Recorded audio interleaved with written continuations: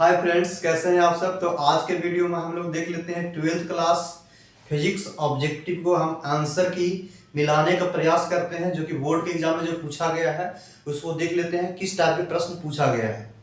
ठीक है, इससे आप लोगों को पता चल जाएगा कि कितना स्कोर हम लोग किए हैं। ठीक है, स्कोर किए हैं। चलिए, आपका फर्स्ट ऑब्जेक्टिव जो है स्क्रीन पे दिख रहा होगा कि जब सिलिकॉन में ब्रोम को अशुद्धिक रूप में मिलाया जाता है तो परिमाणी जो पदार्थ बनता है किस टाइप के पदार्थ बनता है। तो ये आपका प्रश्न क्या है, ये आपका प्रश्न नंबर फर्स्ट है। देखिए, सिलिकॉन को ब्राउन के रूप में अशुद्धियां मिलाते हैं ना, तो सबसे पहले ये देखिए एक ऐसा देखे होंगे कि जो ब्राउन को अशुद्धि मिलाते हैं ना, तो ब्राउन जो है ना तीसरा ग्रुप वाला एलिमेंट है। ठीक है, ब्राउन जो है तीसरा एलिमेंट वाला, ये आपका तीसरा ग्रुप वाला एलिमेंट है, तो ये आपका त्रिसंयोजक है। और इसमें हम क्या मिलाते हैं, सिलिकॉन को हम ऐड करते हैं ना, तो ये किस टाइप के पदार्थ बनता है, तो ये पी टाइप। ठीक है, पी टाइप सेमीकंडक्टर। ठीक है, ये पी टाइप सेमीकंडक्टर का निर्माण होता है। तो इस प्रश्न का जो आंसर हो गया, इस प्रश्न का जो आंसर है बी करेक्ट आंसर हो जाएगा। ठीक है, अगेन आपका 2 नंबर सवाल क्या है। अगेन देखिए, ये आपका जो प्रश्न है स्क्रीन पे दिख रहा होगा। 2 नंबर प्रश्न क्या है, एन प्रकार के अर्धचालक में अल्पसंख्यक आवेश वाहक क्या होता है। तो एन प्रकार का अर्धचालक यानी एन टाइप सेमीकंडक्टर के बारे में बता रहा है। तो सबसे पहले जानकारी आपका होना चाहिए कि एन टाइप सेमीकंडक्टर में धारा प्रवाहित करने का मुख्य कारण जो होता है ना, ये इलेक्ट्रॉन होता है। ठीक है, इलेक्ट्रॉन के कारण एन टाइप में जो इलेक्ट्रिक, ठीक है, फ्लो होता है, इलेक्ट्रिक यानी वैद्युत धारा का प्रवाह होता है। लेकिन यहाँ पर देखिए, एक इलेक्ट्रॉन होता है और एक होता है हॉल, जिसको वेबर भी हम बोलते हैं। तो इसमें इसका अधिकता होता है। एन टाइप सेमीकंडक्टर में इलेक्ट्रॉन की जो होती है ना अधिकता होती है, लेकिन हॉल का कमी होता है। तो कह रहा अल्पसंख्यक के रूप में क्या है, तो इस प्रश्न का जो आंसर होगा बी इज करेक्ट आंसर हो जाएगा। तो इस प्रश्न का जो आंसर होगा बी इज करेक्ट आंसर होगा। अगेन हम लोग देख लेते हैं, आपका जो प्रश्न है स्क्रीन पे दिख रहा होगा। अगेन प्रश्न नंबर कितना है, 3। नेक्स्ट प्रश्न क्या है, नेक्स्ट प्रश्न जो आपका है 3 है, स्क्रीन पे दिख रहा होगा। अगेन हम लोग चलते हैं। देखिए क्या पूछ रहा है कि कौन सा लॉजिक गेट तभी सही निर्गत देता है तब निवेशी भिन्न हो। तो इस प्रश्न का जो आंसर है निवेशी भिन्न में एक्स और गेट आएगा। कौन सा आएगा भाई, एक्स और गेट, जो कि ऑप्शन नंबर क्या है, डी करेक्ट आंसर होने वाला है। अगेन आपका 4th क्वेश्चन क्या है, फर्स्ट अब डायोड यानी पूछ रहा है फर्स्ट डायोड मतलब रिवर्स वाइज। ठीक है, ये किस पे डिपेंड करता है, तो जीना डायोड भी ठीक है, फोटो इलेक्ट्रिक डायोड भी काम करता है, लेकिन एलईडी जो है ना, एलईडी जो है ये आपका एलईडी लाइट एमिटिंग डायोड जो है ना, ये फॉरवर्ड वाइसिंग पर ही काम करता है। तो आपका जो ऑप्शन है, आपका जो ऑप्शन है ए और सी दोनों सही हो जाएगा, जो कि हाँ option number D correct answer है। नेक्स्ट प्रश्न क्या है, नेक्स्ट प्रश्न क्या है, चलिए नेक्स्ट प्रश्न, इसमें 2 ही प्रश्न है। चलिए अगेन नेक्स्ट प्रश्न आपका स्क्रीन पे दिख रहा होगा। क्वेश्चन नंबर 5 क्या है, क्वेश्चन नंबर आपका 5 है, क्वेश्चन नंबर आपका 5 है कारण कि नैन गेट का बूलियन व्यंजक क्या है। नैन गेट का बूलियन व्यंजक, तो नैन गेट यहाँ पर आप लोग को पता होना चाहिए। नैन गेट जो है ना, ये नैन गेट एन का मतलब नोट गेट है और ए आपका हो जाता है एंड गेट के मिलाकर बना है। लेकिन इसका बूलियन व्यंजक ऐड का क्या होता है, ए इंटू बी होता है, नोट बोला है, तो इसके ऊपर रैकरिंग लगा देंगे। तो इस प्रश्न का आंसर क्या होगा, y equal to A into B के ऊपर रैकरिंग होगा, जो कि इस प्रश्न का जो आंसर है ए इज करेक्ट आंसर होगा। आगे देखिए कह रहा है कि ना फाइबर ऑप्टिक्स संचार में किस प्रकार के तरंगों का उपयोग हम करते हैं। ऑप्टिक्स प्रचार में जो है किस प्रकार के तरंग का उपयोग करते हैं, तो आप लोग की जानकारी होनी चाहिए। सबसे पहले ऑप्टिकल फाइबर के बारे में आप लोग को पता होगा। तो ऑप्टिकल फाइबर में हम लोग क्या जानते थे कि ये आपका जो है ऑप्टिकल फाइबर है, इसमें हम सिग्नल को लाइट के माध्यम से एक जगह से दूसरे स्थान तक हम भेजने का काम करते हैं। ये लाइट प्रकाश किरण आप ऐसा समझो एक जगह से दूसरे जगह तक भेजने का काम करते हैं। तो लाइट एक ऐसा वेव है, इलेक्ट्रोमैग्नेटिक वेव है। तो इस प्रश्न का आंसर तो यहीं से ही दिख रहा है कि बी करेक्ट आंसर होगा। अगेन आपका प्रश्न क्या है, अगेन आपका प्रश्न नंबर 7 क्या है, टीवी प्रसारण के लिए आवृत्ति का प्रास कितना होता है। तो टीवी प्रास के लिए आवृत्ति का जो प्रास होता है ना 30 से लेकर के 300 मेगा हर्ट्ज तक होता है। तो इस प्रश्न का आंसर आपका सी इज करेक्ट आंसर हो जाएगा। 7 नंबर प्रश्न का जो आंसर होगा सी इज करेक्ट आंसर होगा। अगेन देखिए, अगेन आपका प्रश्न क्या है, नेक्स्ट प्रश्न है 8 नंबर प्रश्न। करा निम्नलिखित में लोह चुंबकीय पदार्थ के लिए आपेक्षिक परावैद्युतांक, आपेक्षिक चुंबकीयशीलता। हाँ, क्वेश्चन नंबर 8 का जो है ए म्यू का जो वैल्यू होता है ना, आपेक्षिक चुंबकशीलता जो होता है 1 से बहुत ज्यादा होता है। तो इस प्रश्न का जो आंसर है डी इज करेक्ट हो जाएगा। प्रश्न नंबर 9 क्या है, कराना कि R1 R2 और R3 कितना प्रतिरोध है, 3 को प्रतिरोध है और इसको श्रृंखला मैंने सीरीज में जोड़े हैं तो 3 को प्रतिरोध है। देखिए R1 R2 और R3 3 प्रतिरोध है, यहाँ से R1 है, R2 है और R3 है। और इसको जब हम कनेक्ट किए हैं ना तो इसमें जो है कि कौन सा वैल्यू समान होता है, तो धारा का मान इसमें क्या होगा, प्रत्येक रेजिस्टेंस में धारा का मान जो होगा इक्वल होता है। लेकिन इसी को यदि हम पैरेलल में जोड़ते तो वोल्टेज हो जाता इक्वल। तो इस प्रश्न का आंसर क्या होगा, प्रवाहित करने पर क्या समान होती है, तो धारा का मान। तो इस प्रश्न का जो आंसर होगा ए इज करेक्ट आंसर होगा। 9 नंबर प्रश्न का जो आंसर होगा ए इज करेक्ट आंसर होगा। नेक्स्ट प्रश्न क्या है, नेक्स्ट प्रश्न आपका स्क्रीन पे दिख रहा होगा। देखिए ना कि धारा घनत्व की इकाई क्या है। धारा घनत्व बहुत इजी है। धारा घनत्व क्या है भाई, धारा घनत्व को जे से सूचित करते हैं, यह एक सदिश राशि है और आई बटा में ए को बोलते हैं धारा घनत्व। इसका यूनिट पूछेगा तो एम्पियर और एरिया है तो एम्पियर प्रति मीटर स्क्वायर आप देख सकते हैं। तो इस प्रश्न का जो आंसर है सी इज करेक्ट आंसर। 10 नंबर प्रश्न का जो आंसर होगा सी इज करेक्ट आंसर होगा।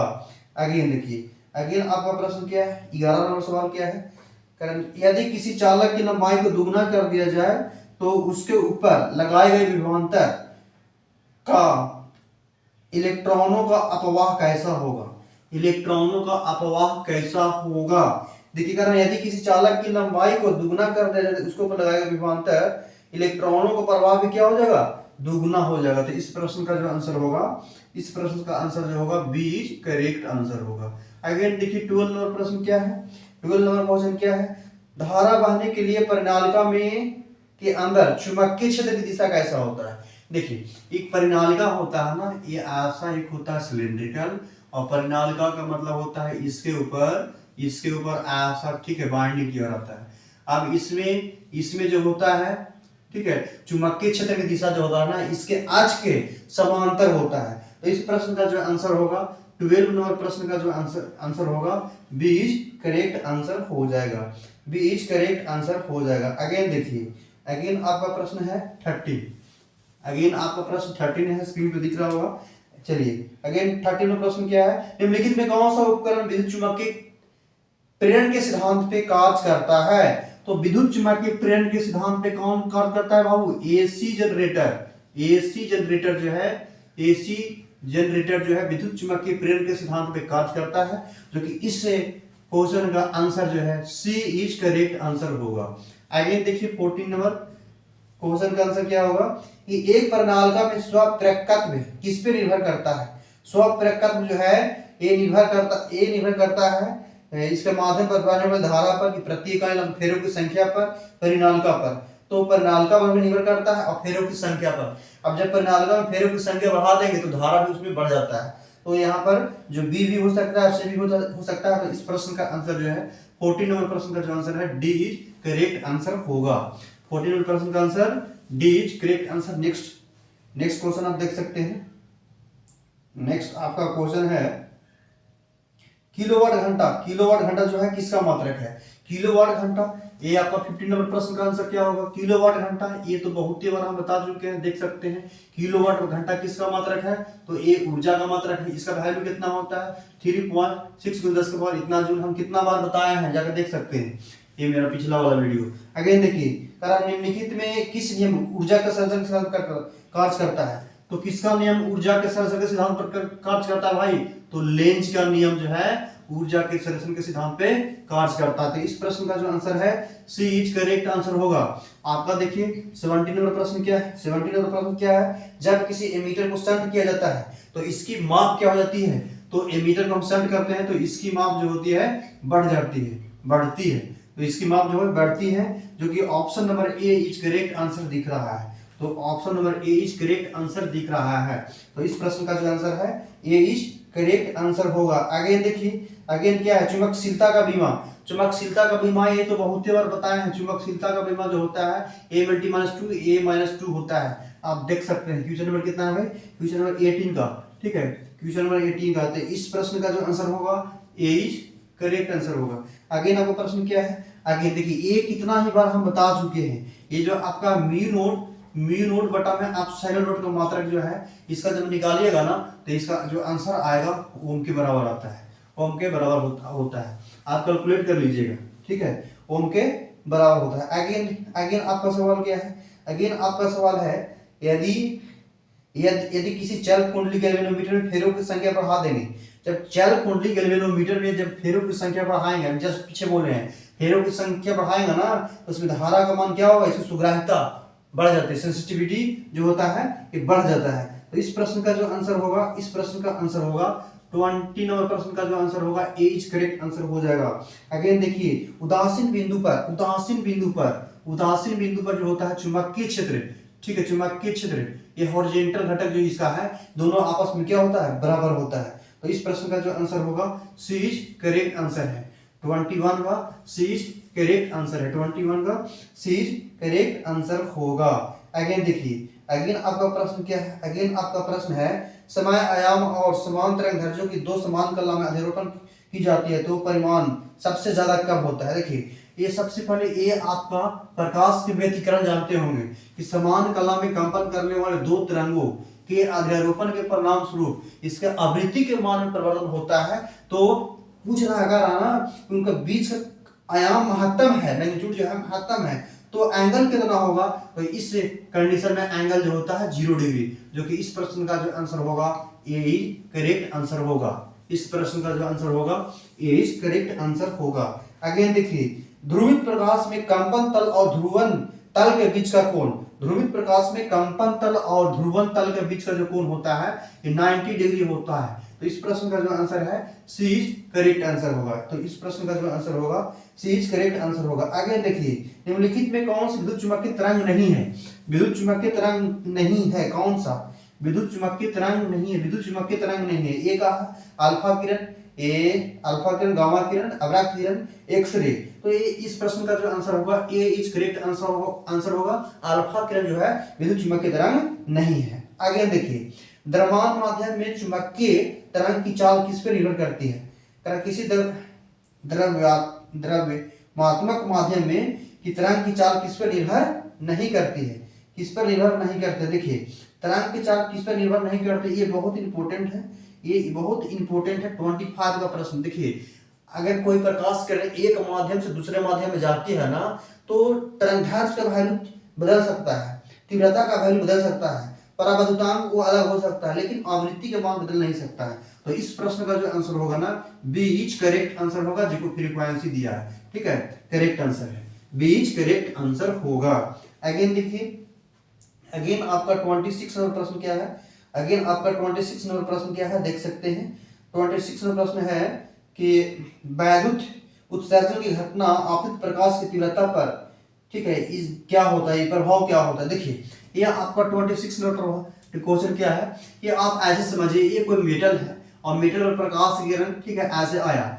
अब जितना इंटेंसिटी के साथ प्रकाश किरण आएगा ना उतना ही इस इस धातु में उपस्थित इलेक्ट्रॉन का उत्सर्जन होगा। और जब इलेक्ट्रॉन का उत्सर्जन होगा तो धारा का मान उतना ही बढ़ेगा। आप बताइए कि प्रकाश से किरण में जो एनर्जी होता है E बराबर एच न्यू होता है, E बराबर एच न्यू होता है, और जितना स्पीड से आएगा उतना ही स्पीड से इस धातु में, ठीक है, इलेक्ट्रॉन जो है ना उस ऊर्जा को अवशोषित करके ये इलेक्ट्रॉन धातु के सतह से बाहर उत्सर्जित होने लगता है। ठीक है, तो इसी घटना को तो बोलते हैं इलेक्ट्रॉन उत्सर्जन। तो धारा का मान बढ़ जाएगा।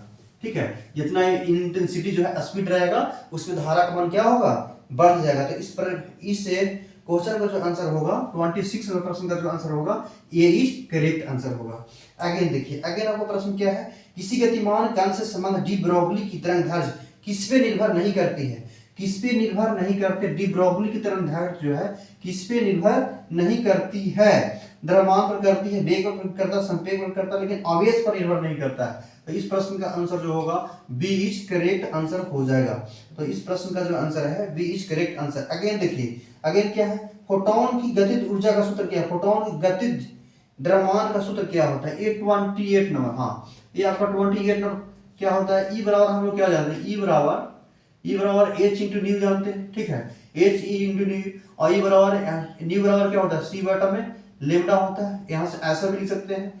ठीक है, इसका क्या पूछा है, गतिज ऊर्जा, तो 1/2 mv²। ठीक है, 1/2 mv², फोटोन की गतिज ऊर्जा। हाँ, सी के फॉर्म में कुछ होने वाला है। ठीक है, ये आपका सी के फॉर्म में एच इंटू न्यू। ठीक है, एच इंटू न्यू रहने दीजिए, एच इंटू न्यू रहने दीजिए, और यहाँ से फोटोन की गतिमान ऊर्जा का सूत्र क्या होगा। अच्छा, यहाँ से ऐसा भी हो सकता है ना, देखिए बहुत ठीक है, ठीक है, ई बराबर एच इंटू न्यू होगा, और एक जानते हैं ई बराबर एम इंटू सी स्क्वायर होता है, और दोनों को इक्वल करेंगे तो एच इंटू न्यू बराबर एम सी का स्क्वायर हो जाएगा, एम सी स्क्वायर होगा। अब एम का वैल्यू पूछेगा, यहाँ से एम का हाँ, सी का वैल्यू यदि पूछेगा या एम का वैल्यू पूछेगा ना, तो एम का वैल्यू क्या हो जाएगा, एच इंटू न्यू बटा में सी के स्क्वायर, जो कि option number B is correct answer है। तो इस प्रश्न का जो आंसर होगा बी इज करेक्ट आंसर होगा। अगेन देखिए, अगेन आपका प्रश्न क्या है, अगेन आपका प्रश्न क्या है, क्वेश्चन नंबर 29। क्वेश्चन नंबर 29 क्या है, ये आपका 100 माइक्रोफैराड है, 100 माइक्रोफैराड है, और वोल्ट वी का है। ये माइक्रोफैराड का मतलब सी दिया हुआ है, और 100 वोल्ट लिखा हुआ है, 100 वोल्ट का मतलब वी का वैल्यू दिया हुआ है। संचित ऊर्जा का मान कितना होगा, तो ऊर्जा का मान 1/2 cv² जानते हैं, 1/2 cv² जानते हैं, तो 1/2 होता है, और सी का वैल्यू रखिए, सी का वैल्यू 100 हो गया। माइक्रोफैराड है, माइक्रो का मतलब 10 की पावर कितना होगा, -6, यहाँ पर फैराड लिखो, और वी का वैल्यू कितना है 100, तो 100 का कितना हो जाएगा, स्क्वायर हो जाएगा, तो 1/2 माइक्रो, ये 100 है, तो 10 के पावर माइनस कितना आएगा, 2 घट जाएगा तो -4, और यहाँ से गुना होगा 10 के पावर कितना होगा, ये भाई 10 के पावर 4 हो जाएगा, जो कि यहाँ से कटने वाला है, तो क्या बचेगा 1/2 का मतलब 0.5। तो इस प्रश्न का आंसर जो होगा जूल में आएगा, 0.5 joule, 0.5 joule is correct answer. इस प्रश्न का आंसर जो होने वाला है 0.5 joule is correct answer, 0.5 joule is correct answer होगा। अगेन देख लेते हैं, अगेन आपका प्रश्न क्या है, अगेन आपका प्रश्न क्या है, बहुत इंपॉर्टेंट प्रश्न। ठीक है, अगेन क्या पूछा है, हाँ, किसका मात्रक वोल्ट मीटर है, तो ये बहुत इजी है भाई, किसका मात्रक वोल्ट मीटर है, किसका मात्रक वोल्ट मीटर है, बताइए, वोल्ट मीटर। ई बराबर हम बताया थे dV/dx एक होता है बाबू, -dV/dx, जो कि भी क्या है, विभवांतर यानी वोल्ट, और डिस्टेंस है, तो वोल्ट मीटर विद्युत क्षेत्र का, इलेक्ट्रिक फील्ड का है। तो इस प्रश्न का आंसर क्या होगा, सी इज करेक्ट आंसर होने वाला है। तो इस प्रश्न का आंसर जो है सी इज करेक्ट आंसर। तो नेक्स्ट हम लोग देख लेते हैं, नेक्स्ट क्या है, थोड़ा सा वीडियो का